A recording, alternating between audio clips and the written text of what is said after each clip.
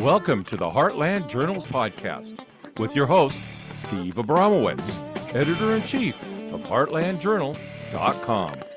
Welcome back, y'all. I'm Steve Abramowitz, and this is the Heartland Journal's Tennessee podcast, or just the Heartland Journal podcast. We are focusing on the volunteer state and our nation today with always interesting person making a positive change in our community.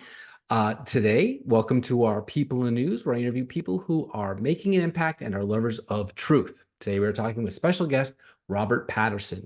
Lieutenant Colonel Robert Buzz Patterson, United States Air Force, retired, served 20 years as a pilot on active duty in the United States Air Force, and saw tours of duty worldwide, including combat operations in Grenada, Somalia, Rwanda, Haiti, and Bosnia. From 1996 to 1998, Colonel Patterson was the senior military aide to President Bill Clinton, husband, dad, speaker, author, pilot, former carrier of the nuke football, columnist for RedState.com, New York Times best-selling author with Reckless Disregard: How Liberal Democrats Undercut Our Military, Endanger Our Soldiers, and Jeopardize Our Security. Spoiler alert, there it is right there. Shows how liberal Democrats are wasteful of American military lives and have committed themselves to policies that are inimical to America's national security. This is a frontline soldier's report on how liberalism and national security don't mix, and dereliction of duty, eyewitness account of how Bill Clinton compromised America's national security, exposes the behind-the-scenes story of the years when the most irresponsible president in our history had his finger on the nuclear trigger. Dereliction of duty is the inside story of the damage Bill Clinton did to the United States military and how he compromised our national security. For 2 years, Patterson was the White House military aide who carried the nuclear football. What he witnessed is shocking. Dereliction of Duty is the book written by a military man who was an eyewitness inside the Clinton White House, no longer kept silent, or what we call around here simply lover of truth.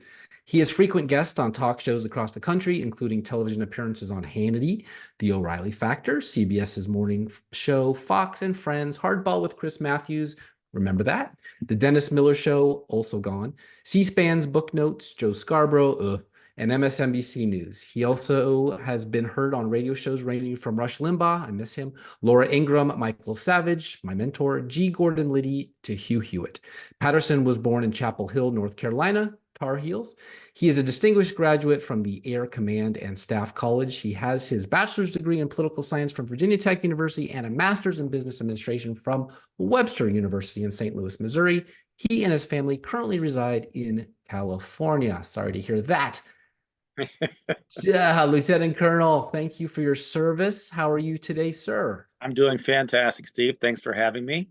Where are you today?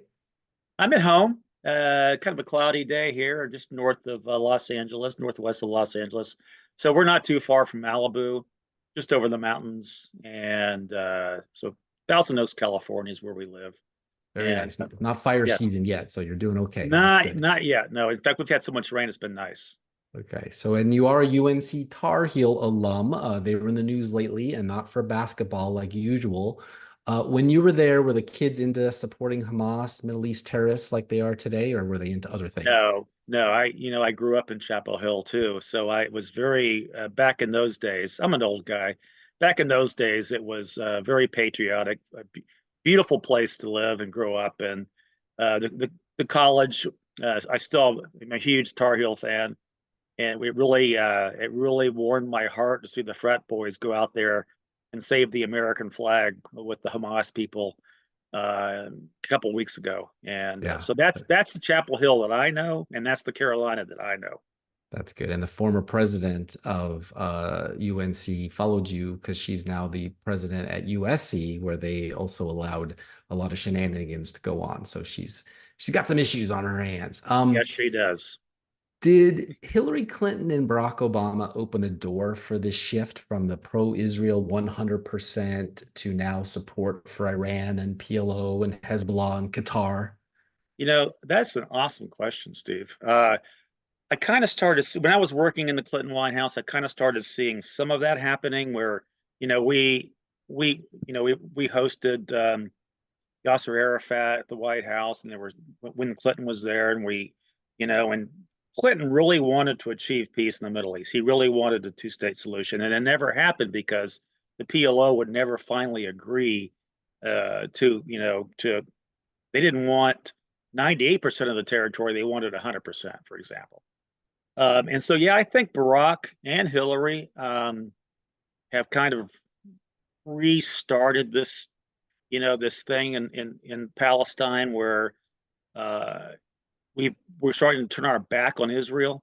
I mean, I think Clinton was pretty close friends. Bill Clinton was pretty close friends with Israel. I don't think Hillary Clinton is, and I don't think Barack Obama is, and I know damn sure, Steve, that Joe Biden is not.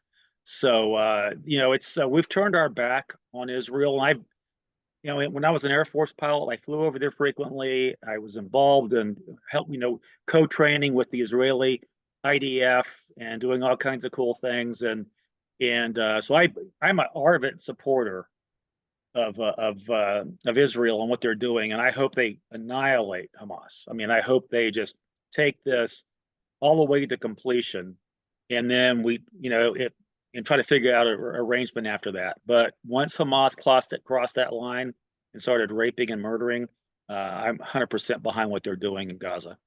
I wish the kids on the college campuses knew more about you, and hopefully they listen to this show and people like you that agree with that, because that used to be it. I remember Anwar Sadat and Israel, Carter got them onto the Rose Garden, and this handshake between Egypt and Israel. That was, could have been peace in our time, as the Bible says. But unfortunately, the next gaggle of Democrats went a different direction. It got in bed with the other folks. Okay, so I remember, and I went through your bio there, I remember the early days of cable news. And like ladies and their soap operas, I was riveted to MSNBC's host, Chris Matthews. I even talked about it yesterday on the show. I even had his book, Hardball. And I remember in the opening, he says something like, when I told politicians and staffers I was writing a book about all the political tricks and strategies, they didn't want me to get it out, to write the book, the tricks and the secrets. What did you see in the early days of 24-hour cable news on Hannity and Combs and Hardball about letting the veil slip on DC, right? We used to, even in those Anwar Sadat days, we didn't really know, unless they showed us on TV, what was happening. What did you see as DC became more and more transparent transparency is good, but in a bad way? What did you see? Well, I'll just say personally, before I got the job at the White House, so I was just an Air Force pilot, Steve, and you can't apply for the job to be the military aide to the President of the United States, carry the nuclear football. They find you basically, and they found me.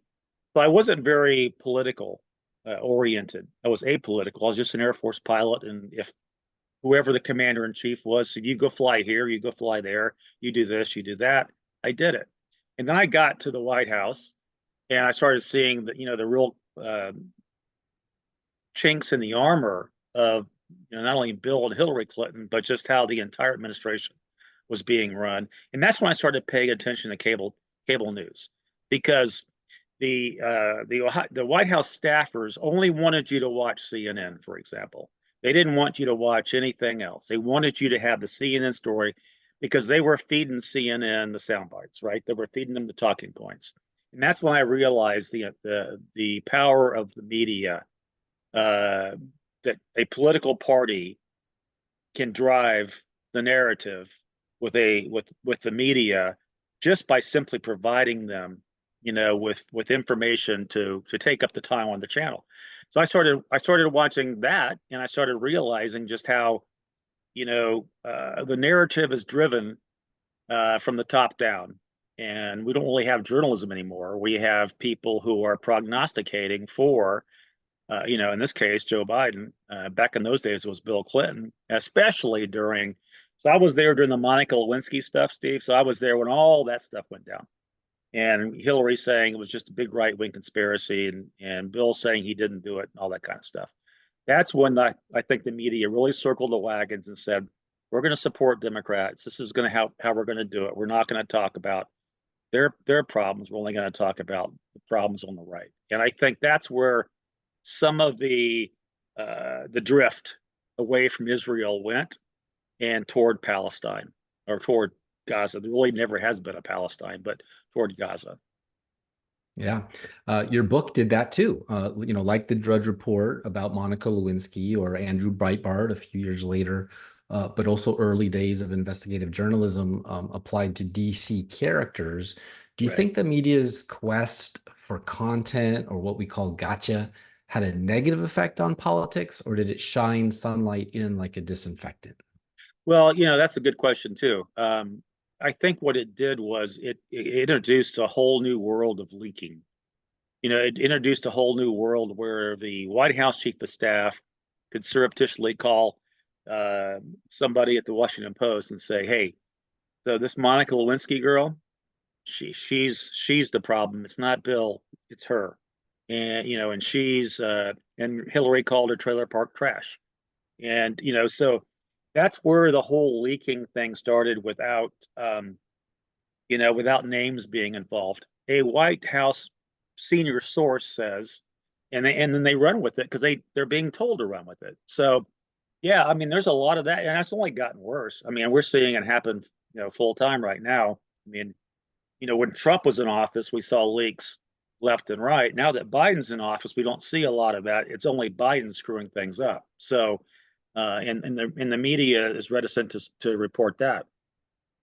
It did seem like it coincided with the rise of the intelligence community and what they used to be called, and it's not even a secret anymore, Operation Mockingbird, where they actually put one or two people into the media to tell the Yes. world what the government wanted them to say. But now it seems like maybe all of them are doing it, and there may be one or two that will temporarily not do it, but then they get co-opted either by the money from a bailout, or they just are told you have to do this or we'll take your license away. I don't know. But Yeah. the left tried to say Clinton's impeachment was all about consensual sex and not perjury before a grand jury by a president who got disbarred over it, by the way. This week, Trump's jury is being selected for two misdemeanors and one felony that is pretty dubious about legal payments versus hush money to Stormy Daniels and his felon lawyer and hers, Michael Cohen. I talk a lot about lawfare. Is this Yeah. just the left's turn at using the weaponization of law to hurt a Republican candidate in revenge for Clinton? Uh, I think in a lot of ways it is, and I think that, I mean, when the Republicans impeached Clinton, I think that set a whole new standard and I think that was a mistake, by the way, in my opinion. I was there when all that went down. I think that impeachment of Clinton kind of rewrote the policy in D.C. where whoever the party in power is in the Congress can initiate an impeachment, and an impeachment is not a legal construct by any means. Impeachment is purely political. Republicans did it to Clinton. Democrats did it to Trump twice. Republicans are talking about doing it to Biden. It's just all fool's gold. And but that's where the whole thing started turning, where the media had more and more of a role in it. And what's going on in New York right now. If I still don't have any idea what the crime is. NDAs are legal. I've signed NDAs many times in my professional career, and never expected to have to, go to court over them because I never was going to do anything that violated them. But this whole thing is interesting to watch.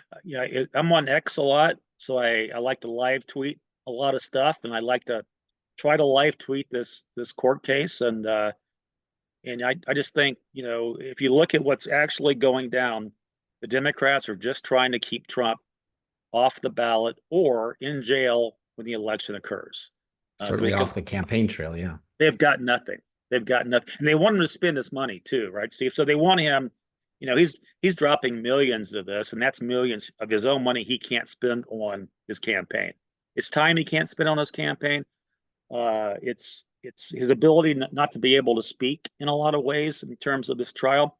But I tell you what, one thing is, this is what I think is solid gold, is that these little court pressers that he does, but during the breaks and after the trial, that is unearned media that you could not spend millions of dollars on. So he is getting his message out there. And you notice, because he's got the gag order, he's reading the news to the press who wrote the news, because he can't say anything about the trial. So he has to use what they're saying about the trial which is freaking brilliant. The guy's a gamer, man. He's Yeah, he definitely knows how to own the media at their own he game, does. and he's rising in the polls if you can believe those. It all really began with Nixon, from what I can tell. Right, Uh, Watergate was impeachment was used as basically a threat. He resigned, so he didn't have to go through that nightmare that Ford right, called it. right, But Clinton, he did get away with it, 2 terms, not removed. John Edwards didn't get away with it. Al Gore got a divorce from Tipper over being a bad boy with a massage therapist, allegedly. right. Joe Biden has rumors flying about his daughter, and of course, Hunter is on film, yet not in Yep, jail. How yep. do Democrats consistently get away with this stuff? And more, anyone can lie, but how do they find so many troopers willing to fall on their sword for them, like a James Carville, or if you remember Lanny Davis, and Oh yeah. just lie, lie, lie, lie, lie, and live with themselves? How do they find so many? Again, another very insightful question. When I was at the White House, again, I was a newbie. I didn't have any political background. I just went in there to be a military aide, and I lived in the White House and had a bedroom in the White House.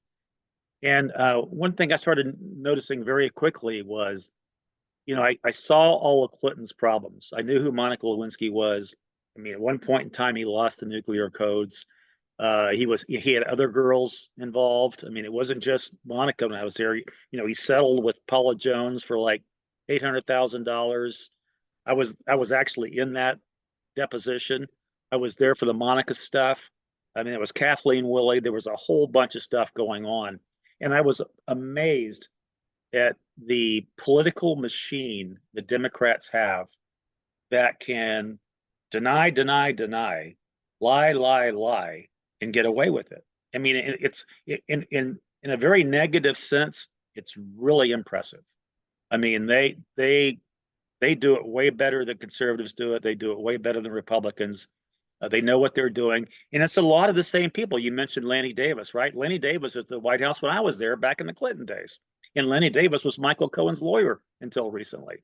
So it's Well, all one of the chief architects of the war room is George Stephanopoulos, who went yes, on to, and he's still there. So we're going on like yes. 20 plus years as the voice for ABC.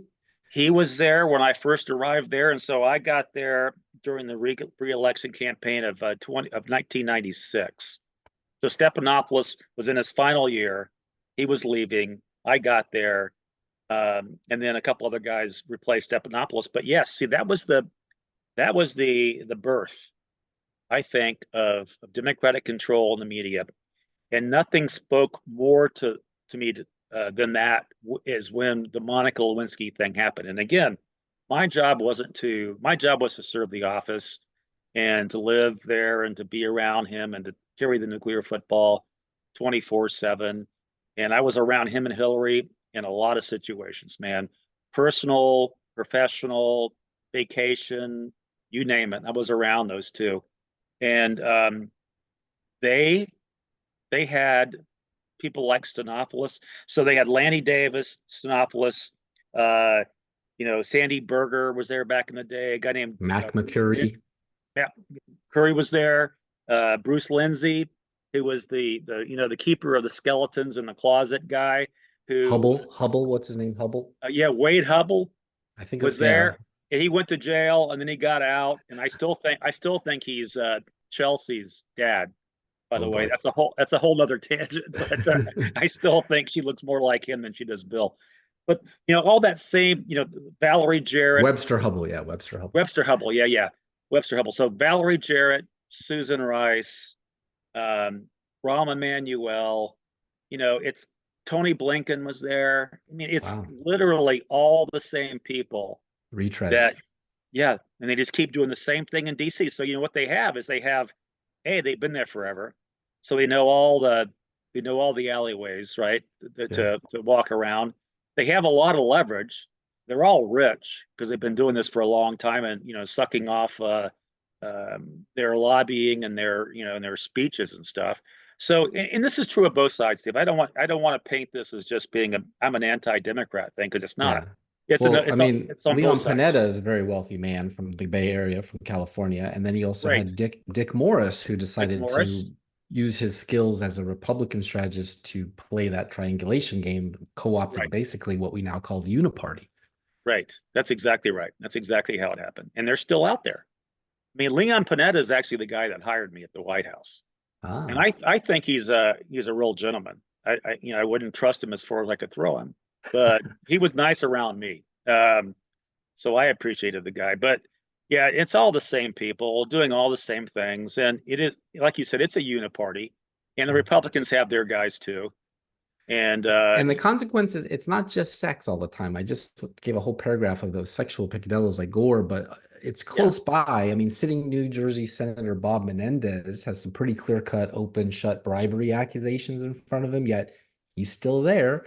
yeah, Does selective prosecution go on with friends of Clinton and friends of Obama to determine who goes away, like Anthony Weiner and Chicago Mayor Blagojevich versus, say, Rahm Emanuel, who you mentioned, or yeah, Menendez still there, yeah. even though they're Democrats? I mean, some Democrats go away, some don't. Is there a little bit of a clique inside of the party, even though they all seem to be on the same page all the time? Yeah, there definitely is. And they do occasionally kill their own.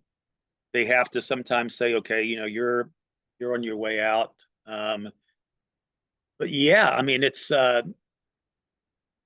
like the whole Rob Blagojevich thing is a perfect case study because the guy was basically peddling influence, which is the exact same thing that every other prominent politician that I've ever known and worked with has done. But they figured he had to be the fall guy, right? At some point in time because they just couldn't save him. And now he's kind of coming back, and now he's kind of popping up on conservative, The only ones that will places. take him. Exactly. Well, that's exactly right. But the thing about, I think the Clintons really started this whole thing. I mean, I really, again, I can talk personally about how I feel about them, and I actually kind of really enjoyed being around him. I couldn't stand being around her. But I started seeing the character assassination that they were both capable of. Um, and it wasn't just a sex thing, like you said. It could be, well, at one point Clinton cut a deal with the Chinese to send them a ballistic missile navigational technology, and I thought in my mind that's impeachable because he did it for campaign fundraising. I Wow. said, if we're gonna impeach the guy, because I was still there doing the impeachment. Yeah. If we're I gonna mean, I was impeach the there. I guy, was there when he was doing it with the satellites, so I know this was yeah, happening. yes, it was. So Dual we use technology, we called it. yeah. So we were, during the re-election campaign, he was literally selling technology to a communist enemy for campaign donations. And then the Republicans, they didn't pick up on that. They picked up on the Monica thing, and they went after the salacious Monica thing. And the whole time I was there, I go, you guys, you're choosing the wrong battle.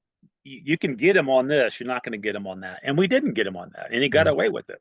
And Not we're still unlike not what getting they're doing now with Stormy Daniels, when there may or may not be right. other things to have them on. Yeah. Well, Elaine, Hunter Biden's still walking around. And I think the same guy, Pecker, who owns the National Enquirer, was involved in that back in those days too. So He he's, was. He if, was. if anything, it tells you who you shouldn't hang around with if you're going to go into politics. And I don't think Republicans would ever turn around and use it against the Dems. They had the majority 2 years without Nancy now and nothing. Yeah. When Nancy ran to impeachment and unleashed the Soros-backed DAs and AGs, somehow finding all the far left friendly judges in New York and Georgia, Republicans don't ever do that. No, we don't fight as well as they do. It's the art of war. And I've been to war, and I've talked about war, and I've seen people die, and it's the art of war. And the Democrats, again, I don't want to say that Republicans are we're all virtuous and we're better than them. We're better than them, but we're not all virtuous. But Democrats know how to pull the knife out and cut the throat. And Republicans we're way more polite. We're not nearly as emotional about things because we generally base our worldview on logic and truth. I think. I mean, I try to. Not always right, but I Yeah. try to, Well, I think we have morals and they don't. That's exactly what it is. We have religion and they don't.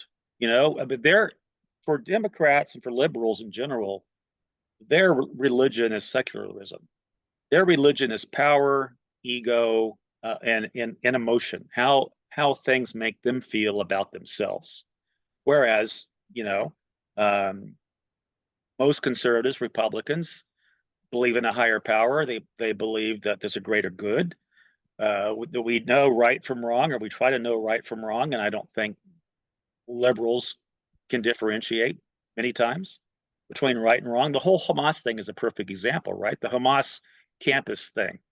They won't acknowledge the fact that Hamas invaded Israel and murdered and raped and burned babies alive. So they're trying to make this equate to this whole Palestinian notion that they deserve the land that used to be Palestine, which in fact there's never been a land of Palestine. It's always been either Judea or some version of the Babylonian Empire or going forward, and then it became British. And The there's a name whole bunch. Palestine is actually a slur that the Romans used for Philistines. It is So exactly it's right. That's where it came from. That's exactly where it came from. not land ownership. No, and I've written a whole series on Red State uh, about Palestine, Hamas, and the Israelis from my perspective, having been in Israel many, many times and being a Christian. Compared to what the Palestinians say is their claim to what used to be Romans, dissing the Philistines. So, there's been a Gaza, there's been Judea, there's been a lot of things. There's been like 12, I think I got one of my articles I could pull out, but it's been like 12 different names for that region, and it's never been Palestine. It's always No. been predominantly run by either the Jews, or then it became a crusade kind of thing, and then it became a Babylonian kind of thing, and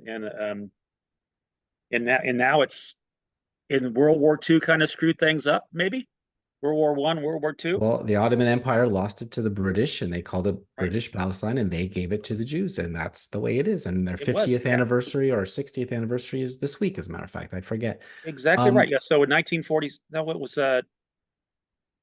40, wasn't 47 that the Palestinian mandate, or I'm sorry, I'm just kind of up top of my head. So yeah, the Brits did will it to the Jews, brought them all back post World War II. Right. Which was And they just King David's lands, right? King Solomon's exactly. lands. Yeah. That's exactly right. Land of Moses. I mean it. Now you go way back. So Yep. there were no Palestinians back then. That's for darn No, sure. there were not. There weren't Palestinians until there was Muslims in 672, right? So that there started to be the Muslim influence in the region.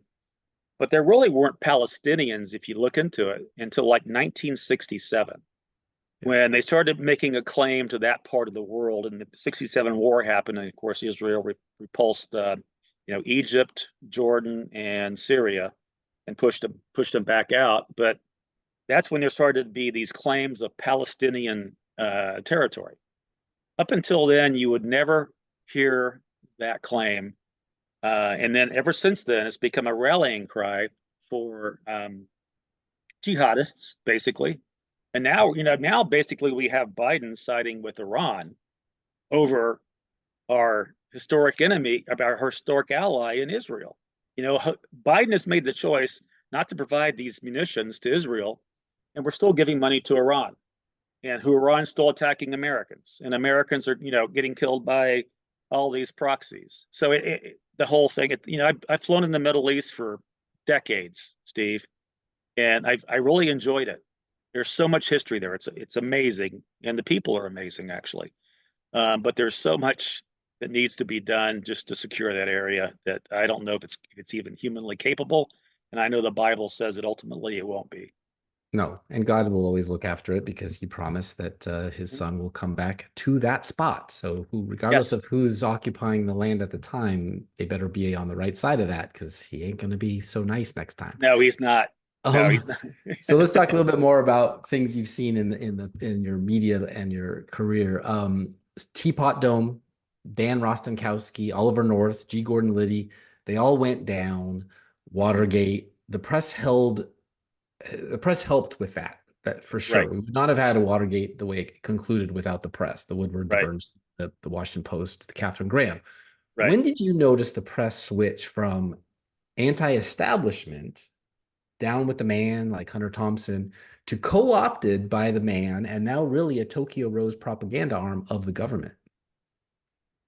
I think I was in high school. I was in high school during Watergate, and I thought that the coverage wasn't. I actually I went to high school with friends who actually had parents involved because I went to Washington D.C. I went to high school in Washington D.C. So I had friends in high school who had parents who were being prosecuted in Watergate. Hmm. So I was hearing their side of the story too, and it was. So I was trying to watch it on TV, and then talking to my friends in high school and watching it on TV, and I realized, okay, I'm not getting the same story from both these sides. And then I went to college, and then President Carter became our president when I was in college, and my 4 years were I didn't really know what was going on, I didn't really care, and then my college years, I started, then the Jimmy Carter year happened, and then I started seeing the press kind of trying to cover up for him. And then when Reagan got in office, I think it was the Ollie North, it was the Iran Contra thing, because I was in the Air Force by then, and I was actually doing some of the flying in Iran Contra. And unbeknownst to me at the time, I was actually taking missiles to Iran, uh, delivering them, and not knowing why we were doing that. So that's when I started saying, okay, these things, what I'm doing is not being reported accurately, I guess is the best way to put it, personally speaking.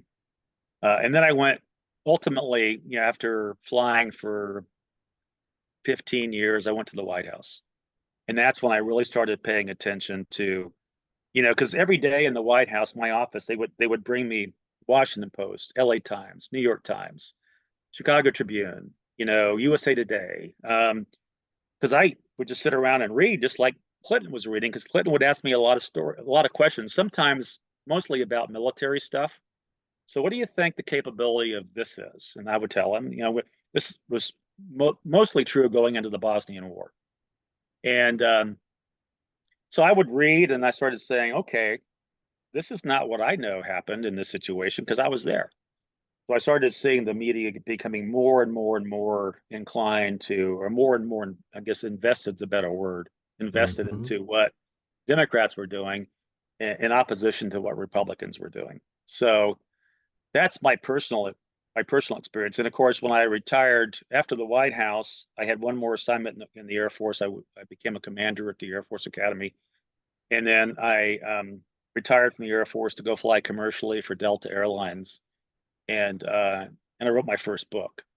And I started to see how the media was attacking me for what I was saying, and I was actually there. So they're saying that this conversation never happened, and I go, well, yeah, it did, because I was actually there and you weren't. And this, I'm recounting my personal experiences. So Mhm. that's when I wrote my first book, and I was still politically very naive. Um, I got attacked, significantly, and when I started seeing that, okay, these guys are not on my side. They're not on my side, and they're not even doing a good job telling the story, because they're not giving anybody's, the opposition side. So that's when I really started seeing it, was after my first book came out.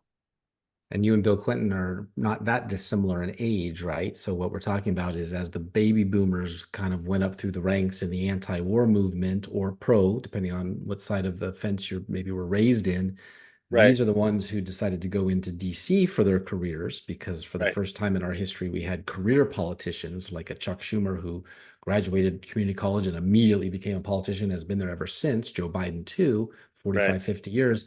They basically went pro. And so they are implementing policies that affect us all with no real world experience, unlike someone like you, who obviously was wise enough to say, I think I fall more in line with the Republican Party than the Democratic Party. And so if I'm going to tell the truth in a book and they're going to circle the wagons and not say that anything in the book is untrue, they're going to say I'm crazy, like they said about Monica Lewinsky, there's something really going on there.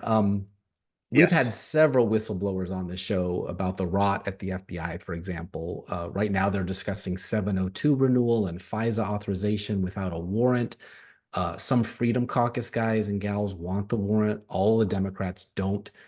They love the authoritarian state all of a sudden. They didn't in the 60s and 50s.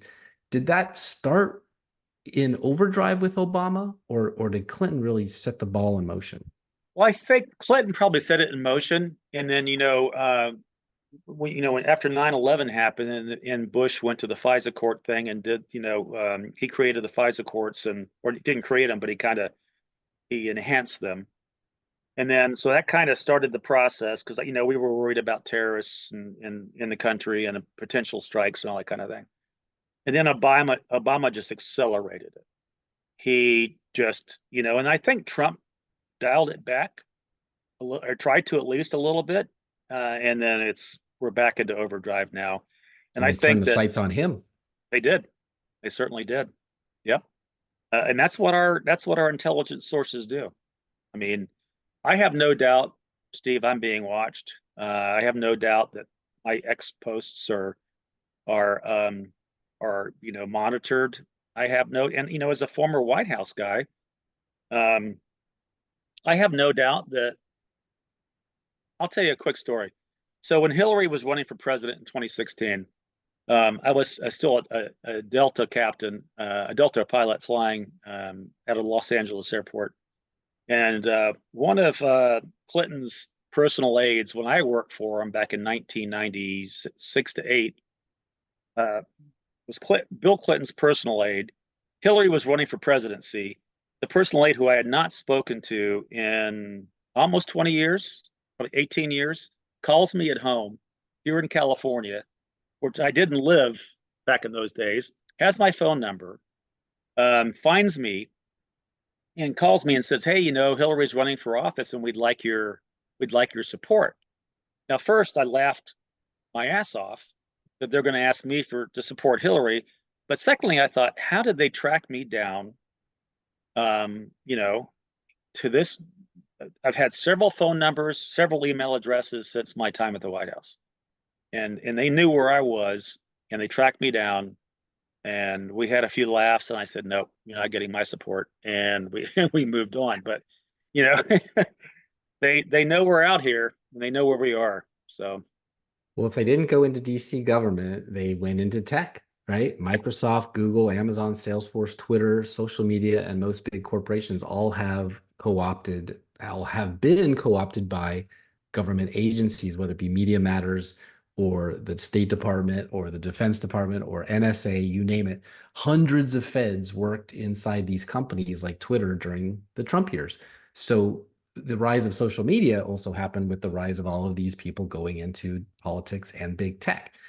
correct. What emboldened them enough to go against the first, Fourth Amendments to the Constitution to think that they could do that? Our What you just government, described. our The government, government, they gave them a pass, looked the other way, said, go for it. our government did, yeah. And I think probably on both sides. I mean, so I ran for Congress here in California in 2020, sorry. Yep. And most of my fundraising was done online, on my social media accounts. At the time, I had a very robust campaign website. Did a lot of campaigning, did a lot of phone calls, um, all that stuff. And right a month before the election, exactly 30 days, Steve, Twitter took me down, Facebook took me down, Facebook took me down, and my campaign email address was taken down, was blocked 30 days prior. Now, I believe in coincidences, but I don't believe in all that happening exactly 30 days prior. Not a glitch. No, not a glitch. And it took me a while to get everything back, but this was 30 days after the election by the time I got it all back. So they're out there doing their games, and I'm a big fan of Elon Musk, and I really hope that X can continue to grow. I think it's going to be the only social media free speech platform there is out there. I mean, we've lost our normal media, so we might as well have to go to some place. And I think X can be it. if they continue to evolve. I mean, they're going to have to continue to evolve. There's And some hopefully problems. Rumble, which we are on. Hi, everybody. Buys TikTok America. Who knows? We'll see. But Iran, for the first time, launched an attack on Israel from their homeland. This just 6 months after using a proxy, Hamas, which they always did, slaughter Jews in their homeland, using rape as a weapon like never before that I've ever seen in my lifetime. Are we seeing something unstoppable like World War III, or just more saber rattling from Iran against Israel and Sunni Muslims for their regional dominance? It depends on our leadership. Right now, I think under Biden, I'm the most concerned I've ever been in my life, and I fought the Cold War as an Air Force pilot. I'm the most concerned I've ever been in my life about a potential World War III. And I think that the odds of that happening under Biden are much higher than the odds of those happening under Trump. Huh. Though I just like the way that Trump deals with, I'm a big Ronald Reagan guy, peace through strength. And I think that Obama likes to do strength through peace, or strength through appeasement is probably a Lead better from behind, yeah. leading from behind.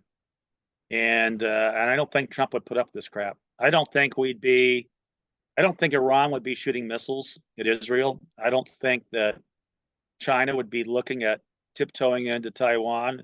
And I don't think Russia would be in Ukraine right now if Trump was still the president. And I say that objectively, 100% as a military man who's been ordered to go to war by all different administrations. I'm not a Republican guy or a Democrat guy when it comes to that. I am a let's do the right thing for the country kind of guy, and especially for our guys and girls in uniform. And I really fear that if we have 4 more years of this, it's going to be really ugly. And I also have a lot of concerns about our military right now, their capability, their levels of wokeness, and their really poor recruiting numbers that are going to devastate our military for the next 5 to 7 years if we don't get somebody new in office. Yeah, I mean, he's the guy who didn't want to take the shot at Osama bin Laden. He's the guy that wanted to partition Iraq. He's the guy that got out of Afghanistan in a hurry and lost lives. He Yes. is the guy that Obama said never underestimate the power of Joe Biden to F things up. This Right. is our guy, and you're right. 4 more years would be terrible. Just so we run out of time, I just got to ask you this because you're in the pilot business. Tennessee, our lawmakers just passed a bill banning the release of airborne chemicals that critics say is inspired by chemtrail conspiracy theories. The bill forbids intentional injection, release, or dispersion of chemicals into the air. It doesn't explicitly mention chemtrails, which conspiracy theorists believe are poisons spread by planes, but instead it broadly prohibits affecting temperature, weather, or the intensity of the sunlight. 7 states like Pennsylvania, Minnesota, Kentucky, New Hampshire have bills too. Yahoo says it's legislation that would ban chemtrails which aren't real and only exist in the minds of unhinged conspiracy theorists. Are they real? Not in my experience. And I say this as a pilot who has about 12,000 hours over 36 years. None of my airplanes ever had them, I can tell you that. And most of what you see in the sky, I mean, I don't know if they're doing some kind of cloud seeding for agriculture. They might be, but it's not on the level that people want to claim it is. When you see they're called condensation trails, actually. It's just the heat of the jet engine colliding with the cool, high altitude air that creates crystals in the engine, and it becomes condensation. So that's what you see. They're clouds, basically. And if you live in a place where the sky is generally clear and you have a lot of different kind of aviation. So in the aviation world, you have like intersections, right? So you fly between intersections. And so if you live in a place that's got a lot of intersections, you're going to see a lot of those clouds go in different directions. And it's nothing more than condensation, to the best of my knowledge. But I've only been doing it for 36 years. So I think that I'm pretty safe. You never bumped into another pilot in the No. tarmac of some other airport and said, yeah, that's what I just sprayed the town. No, Okay. and I've been to 70 countries, and I've never seen a chemtrail sprayer. Good. That's what I wanted to hear. I don't want to think that that's what that is. And the plus dispensation I've learned about. It's really hard to get it all onto the earth if it's way up there. But okay, last one. Department of Justice says Boeing broke a deal that avoided prosecution after 2 fatal 737 MAX crashes. They were holding Boeing accountable for the deaths of the 346 passengers and crew on the 2 flights. The DOJ agreement essentially placed Boeing under probation for 3 years, a term that ended just days after the midair blowout on January 5th, 2024. Lots of accidents at Boeing lately. Are we no longer the best plane builders in the world? Well, you're hitting all the high points for me, actually, because I flew Boeing's my entire career at Delta. I never flew the Boeing 737. I flew Boeing 737s my entire career at Delta. Never flew the Max though. And the Max was a redesign where they moved the engines up on the wings for better fuel economy, and they put in new software in the cockpit that was supposed to compensate for that, and it didn't. So that's the issue. But like I said, I got about 12,000 hours in Boeing's 737s. I loved that airplane. It took me everywhere safely. I never even had an engine failure in a Boeing.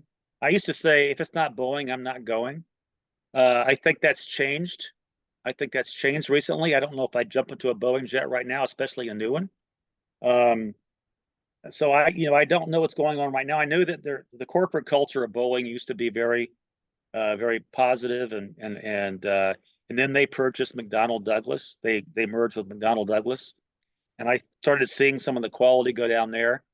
But most of the Boeing incidents you're seeing right now, Steve, are not the new airplanes. It's the maintenance being done by the airplanes that are already owned by the airlines. That's airline maintenance.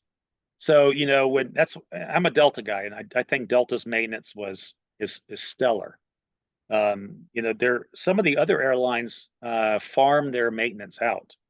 They'll actually subcontract it to Mexico, for example.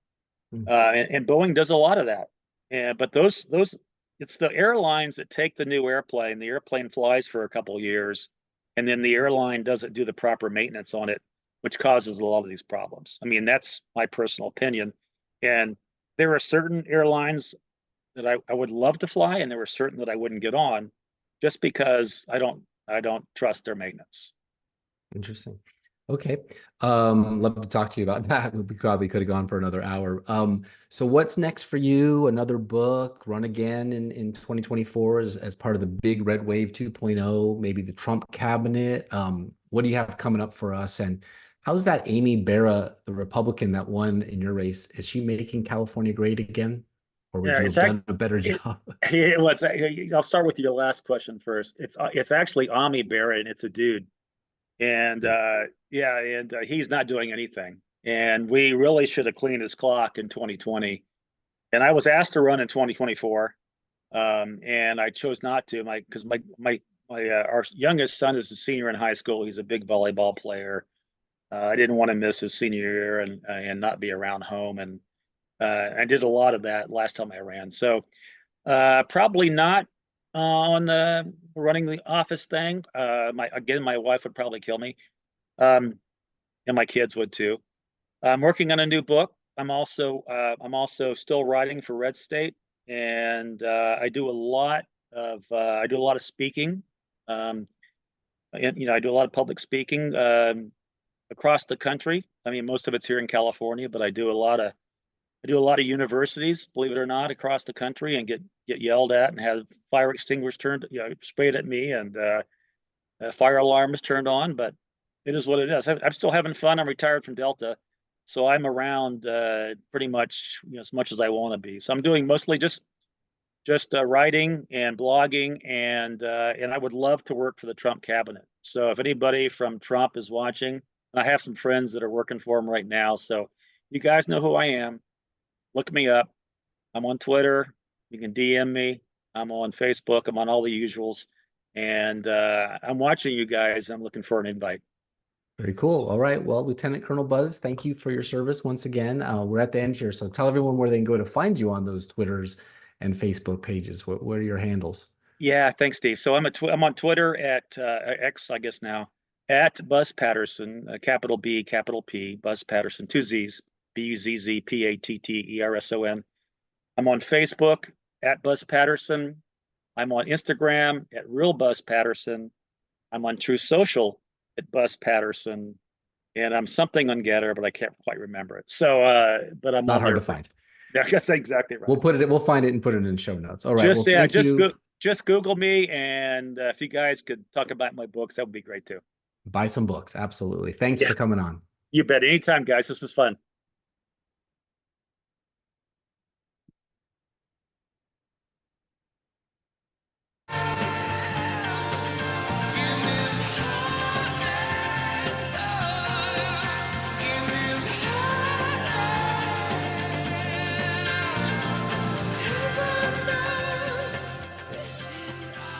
All right. Welcome to the Steve and Steve segment of our show. Producer Steve, what do you think of our guest, Lieutenant Colonel Buzz Patterson? Interesting interview. Interesting interview, Steve. I'm going to keep my mouth shut. We made the rounds. Okay. All right. You didn't like that Iran conversation, probably. There's a number of things that he and I would be pointedly different on, but that's okay. It's your show. Of course. But I appreciate the fact that you have very, very interesting, and it was very interesting to hear about the inside scoop of what was taken on in the Clinton. And the Obama books. Those books are pretty cool. You ever wonder how did Google get the tech to create Google Maps?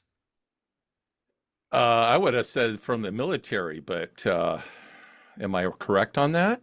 Well, let's hear more details, but get ready to have your mind blown. Clip number 1. In order to manage the American empire. It was created by DARPA in the 1960s in order to digitize and be able to quickly share within the military all of the social science research that was being funded by the Eisenhower administration and the Kennedy administration to be able to do anthropological and social science research on foreign populations who were posing insurgency concerns to U.S. managed governments after we had begun to territorially acquire all these different countries during the Cold War. In 1991, the World Wide Web rolls out. DARPA turns over the internet to the National Science Foundation and projects that through a bunch of universities to make it publicly available for commercial use. And so right away, as soon as the internet came out, DARPA commissioned a program called Massive Digital Data Systems Program. And the Massive Digital Data Systems Program was a joint project of the NSA and the CIA. And their goal was to be able to track how political groups around the world were congregating together on the internet. Part of this involved tracking search results through the early search engines that were created to be able to navigate this new internet. And this is where Google comes into the picture. In 1995, Larry Page and Sergey Brin are PhD students at Stanford, and their PhD is being sponsored essentially by DARPA. They had a DARPA grant to do this search engine aggregation work. And that DARPA grant meant that they were reporting to their grant administrator, which was ultimately the CIA and the NSA. They would then take this work that they got the CIA NSA grant to do to form a company called Google in 1998. Google quickly came out with very innovative product sets like Google Maps. They got Google Maps by purchasing the CIA's Keyhole satellite software. So you had Facebook in 2004, YouTube in 2005, Twitter in 2006, smartphone in 2007. In 2007, a young kid named Jared Cohen arrives at the inner sanctum of the State Department. It's a place called the Policy Planning Staff. Jared Cohen got there at about the age 25, 26. He was brought on by the Bush administration. And what Jared Cohen did is he gets in around 2006, 2007, and he looks around at these older guys and he says, what are we doing formulating CIA activities out of U.S. embassies or U.S. consulates or CIA station houses? All the groups we want to mobilize are on Facebook. They're on Twitter. They're on YouTube. We need a doctrine of digital statecraft to be able to run intelligence operations using social media. And this became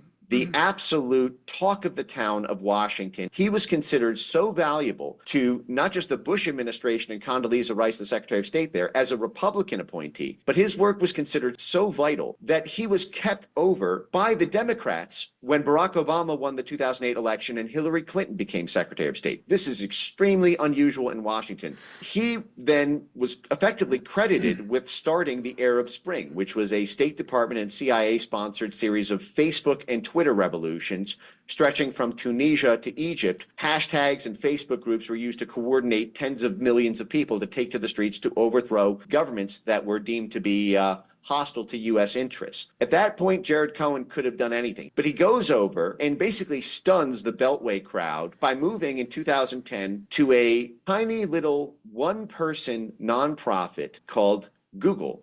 And he was poached by Google in order to sit in a room all day, stare at a white wall, and think by himself about all the creative ways that Google could use its proprietary data and resources to solve complex geopolitical problems. Now, this becomes very important to the internet censorship story because this one-person think tank, Google Ideas, would later be rebranded Google Jigsaw. And Google Jigsaw was initially doing free speech tech work. And so Google Jigsaw became this kind of CIA intermediated censorship octopus, and it created what was essentially the world's first retail, what I call weapons of mass deletion, AI censorship superpowers to be able to scan and ban tens of millions of posts when it created something called Perspective, which rates every post essentially on the internet by a toxicity score that can be used to automatically throttle it from public view.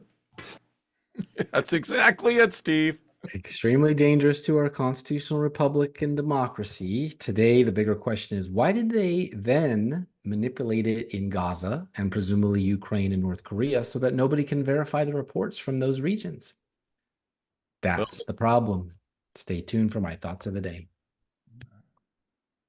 Sing a song about the heartland, the only place I feel at home. Sing about the way a good man works until the daylight's gone. Sing the rain on the Time for my quotes for the day. Before I share, I want to remind everyone to subscribe to heartlandjournal.com. Just go there and give us your email and zip code, and we'll deliver news right to your inbox for free. I just saw the metrics, and we are getting a lot of clicks and a lot of page views. So thank you very much, everybody. Keep tuning in and checking it out. I hope the news is important to you. We work hard on it to get it to you on time and good news. And of course, at Heartland Journal on Twitter. War is peace, freedom is slavery, ignorance is strength. George Orwell, 1984. I know not with what weapons World War III will be fought, but World War IV will be fought with sticks and stones. Albert Einstein.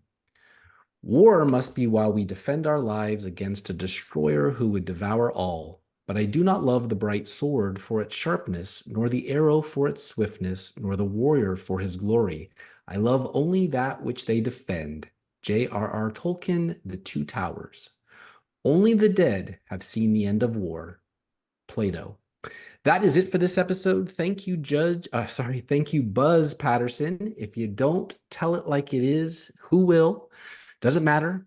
You did it, sir. Thank you for your service.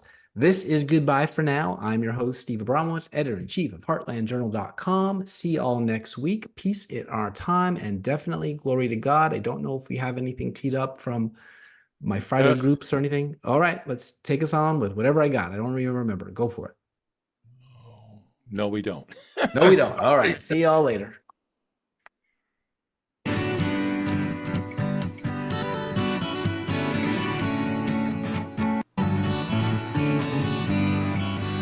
don't look good in snow. You don't care, I know. That's something different. Venture highway in the sunshine, where the days are longer, the nights are stronger than moon. Dedicated to our guests. Yeah, I've been dreaming of a ride. This is dedicated to all you. Walking where the pine trees down, where the river runs deep and the bird calls sing. Any views or opinions represented on the podcast are personal and belong solely to the creator and do not represent those of people, institutions, or organizations that the creator may or may not be associated with in a professional or personal capacity unless explicitly stated. From the heart.